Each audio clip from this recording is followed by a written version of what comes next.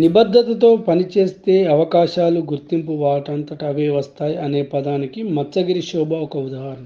కరీంనగర్ జిల్లా జమ్మికుంట ఖాదీ ప్రతిష్టాన్లో గడిచిన 17 సంవత్సరాలుగా చెరకపై నూలు వడుకుతూ ఉపాధి పొందుతుంది శోభ. నిత్యం ఉపాధిలో భాగంగా ప్రజలు తమ పనులు చేసుకుంటూ జీవనం కొనసాగిస్తుంటారు.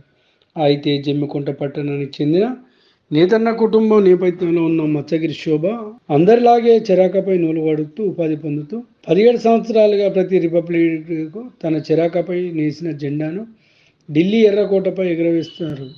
పనిలో నిబద్ధత, చేసే పని సంపూర్ణంగా చేయాలన్న తపన ఇప్పుడు ఆమెను అందరిలో ప్రత్యేకంగా నిలిపి ఎవరికి దక్కని గౌరవం ఆమెకు దక్కేలా చేస్తుంది. తమ లాంటి చిన్న పట్టణంలో రోజువారీగా పనిచేసుకుంటూ జీవనం సాగిస్తున్న మాలాంటి వారి కేంద్ర ప్రభుత్వం గుర్తించి ప్రతి సంవత్సరం 3 రంగుల జెండాను మా దగ్గర తయారు చేసి తీసుకెళ్లడం మాకు ఆనందంగా ఉందన్నారు.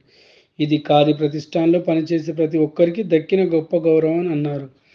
మహాత్మా గాంధీ ఆలోచనతో రూపుదిద్దుకున్న వావిలాల ఖాదీ ప్రతిష్టానికి ఒక బ్రాంచ్ గల జమ్మికుంట ప్రతిష్టాన్ సేవలు అందిస్తుంది. సుమారు 60 సంవత్సరాల క్రితం ఈ సంస్థ ఏర్పడగా అప్పటి నుండి అనేక మంది ఇక్కడ పరిశ్రమలో వివిధ పనుల్లో ఉపాధి పొందుతున్నారు. బట్ట తయారీ కావడానికి ముఖ్యమైన నూలు.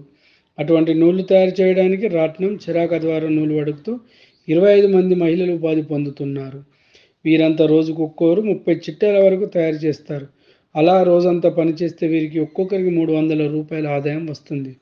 అలాగే ఇక్కడ మగ్గం నేసేవాళ్ళు 5 వరకు ఉంటారు. వారంతా ప్రతిరోజు మగ్గం నేస్తూ నూలు కండలు ఉపయోగించి వస్త్రం తయారు చేస్తారు. గతంలో వావిలాల ఖాదీకి భారత మాజీ ప్రధాని పివి నరసింహారావు చైర్మన్గా ఉన్నప్పుడు కరీంనగర్ జిల్లా జమ్మికుంట శాఖ మంచి గుర్తింపు వచ్చింది. ప్రస్తుతం వావిలాల ఖాదీ బోర్డు చైర్మన్ సురభి వాణిదేవి పనిచేస్తుంది. జమ్మికుంటలో తయారైన సరుకును వావిలాల కేంద్రంగా వేరే రాష్ట్రాలకు ఎగుమతి అవుతాయని తెలిపారు. జమ్మికుంట ఖాదీ శాఖ నుండి స్థానిక మహిళలు కొన్ని సంవత్సరాలుగా ఉపాధి పొందుతున్నారు అని ఇక్కడ ఇన్ఛార్జి సత్యబాబు తెలిపారు.